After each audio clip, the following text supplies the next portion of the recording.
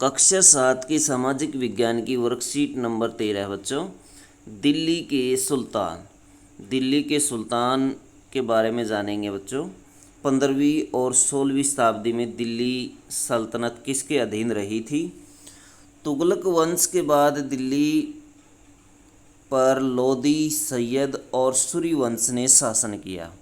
शेरशाह सूरी के शासनकाल में विकसित राज्य छोटा अवश्य था, परंतु वह शक्तिशाली था। शेरशाह सूरी के द्वारा स्थापित की गई प्रशासन व्यवस्था भविष्य के राजाओं के लिए एक मिसाल बन गई। बंगाल, जौनपुर, मालवा, गुजरात, राजस्थान, दक्षिण भारत के अनेक राज्य एवं अफगान शासक दिल्ली सल्तनत के अंतिम वर्षों में अस्तित्व में आए। तो बच्चों देखिए, अलाउद्दीन खिलजी और मोहम्मद तुगलक के प्रशासन के बीच तुलना। अलाउद्दीन खिलजी और मोहम्मद तुगलक के बीच में तुलना। उसने आक्रमण से बचने के लिए अपनी एक विशाल सेना बनाई थी। अलाउद्दीन खिलजी ने क्या किया था? एक विशाल स्थायी सेना बनाई थी। उसने ट्रांस ओक्सियाना पर हमला करने के लिए एक बड़ी सेना खड़ी की। उसने अपने सैनिकों के लिए सीरी नामक एक नए गैरिसन शहर की स्थापना की थी। गैरिसन शहर बनाया था बच्चों, पिछली वर्कशीट में हमने स्टडी किए थे गैरिसन शहर।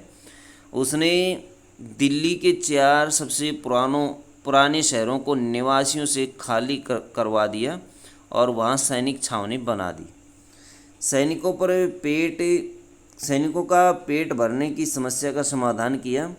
यह गंगा और यमुना के बीच की भूमि से कर के रूप में एकत्रित उपज के माध्यम से किया गया था।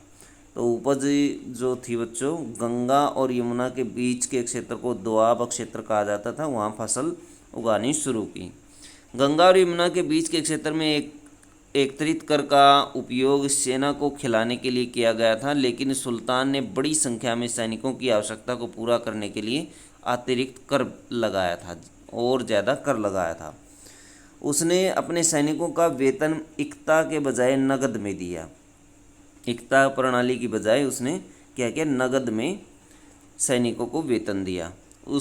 उसने नगद में वेतन का भुगतान किया, लेकिन कीमतों को नियंत्रित नहीं किया।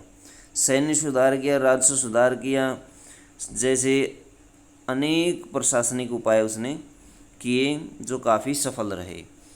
उसने प्रशासनिक उपाय किए लेकिन वो असफल थे। कश्मीर पर उसका आक्रमण पूरी तरह विफल रहा। फिर उसने ट्रांस ओक्सियाना पर आक्रमण करने की अपनी योजना छोड़ दी और अपनी बड़ी सेना को भंग कर दिया। तो बच्चों ये थे कुछ डिफरेंस किसके बीच? अलाउद्दीन खिलजी और मोहम्मद तुगलक के बीच में। कल्पना कीजिए आप मोहम्मद तुगलक के सलाहकार हैं। कर की बढ़ती आवश्यकताओं को पूरा करने के लिए आप उन्हें क्या सलाह देंगे? तो बच्चों क्या सलाह दे सकते हैं? सोचिए, मोहम्मद तुगलक जिसका शासन वास्तव में फेल हो गया था बाद में, और कर की बढ़ती आवश्यकताओं को पूरा करने के लिए कुछ भी सलाह दे सकते हैं। फसल उगाने के लिए, ज़्यादा फसल उगाने के लिए, अन्य चीज़ों पर, भारी चीज़ों पर कर टैक्स लगाने के लिए। तो बच्चों इस तरह से आप इसमें कुछ सलाह दे सकते हैं। निम्नलिखित प्रश्नों के उत्तर लिखिए। अलाउद्दीन खिलजी व मोहम्मद तुगलक के प्रशासनिक व्यवस्था के मध्य अंतर स्पष्ट कीजिए। तो अंतर स्पष्ट कीजिए, अंतर ऊपर दिए गए हैं बच्चों, यहाँ से दोनों के बीच में आप अंतर लिख सकते हैं। तो ये अंतर आप लिख सकते हैं। नीचे दिए गई सारणी में वंश के अनुसार उसके शासकों के नाम लिखिए। दास वंश, इसको मामूलक वंश भी कहा जाता था, तुगलक वंश, लोदी वंश। तो इनके शासकों के नाम लिखिए।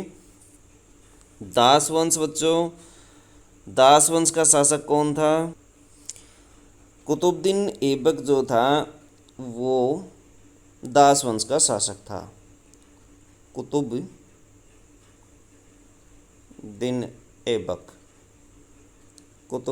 ऐबक जो था वो दास वंश का शासक था। तुगलक वंश का मोहम्मद तुगलक था बच्चों, जो हमने ऊपर पढ़ा। तो मोहम्मद तुगलक इसमें लिख देंगे। लोदी वंश का जो शासक था वो बहलोल लोदी था बच्चों, जो संस्थापक भी था ये बहलोल लोदी मुख्य शासक था और संस्थापक था। तो ये आप इसमें लिखेंगे। तो बच्चों ये थी आपके एसएसटी की वर्कशीट। वीडियो अच्छी लगे तो लाइक करें, हमारे चैनल को सब्सक्राइब करें।